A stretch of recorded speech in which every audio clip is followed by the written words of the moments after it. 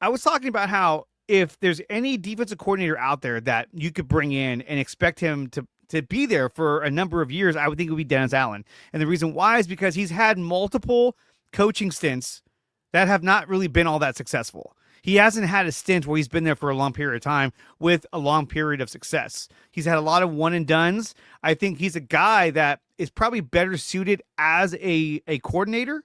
So I think that if you brought in a guy like Dennis Allen, I think he would be there for a number of years because he's not as attractive as to be a head coach compared to some of the other guys that are out there. Hence, Robert Saleh, Jeff Ulbrich.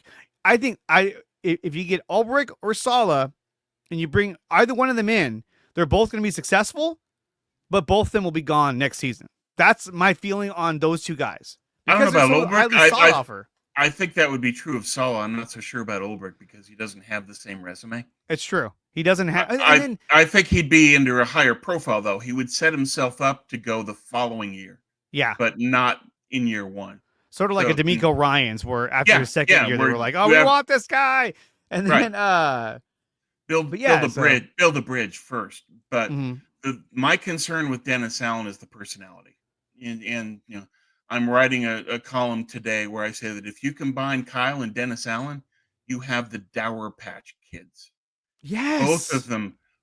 Both of them have no personality. They don't. They're walking cardboard. So if you're going to have that, and this team depends on having the DC in the sideline to fire up the troops, you really think Dennis Allen is capable of that? Is this the guy to fire them up? Probably not. No. So for me, it's if they value that element of the defensive coordinator position, they cannot consider Dennis Allen, period. Mm-hmm. He's Kyle's clone. He's Kyle, defensive adjacent Kyle.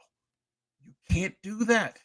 Yeah, I would agree. Depends on that energy. Allen brings none. Power outage, zero. And that's one of the things that I was talking about early in the week was that you have Kyle Shanahan. He's a very non-emotional, very quiet, very, in his head, introvert.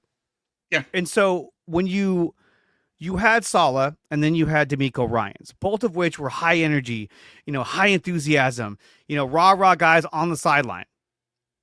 And when you went away from that, you had Steve Wilkes. He was up in the booth. They had to demand that he come down because they're like, hey, the players want you on the sideline.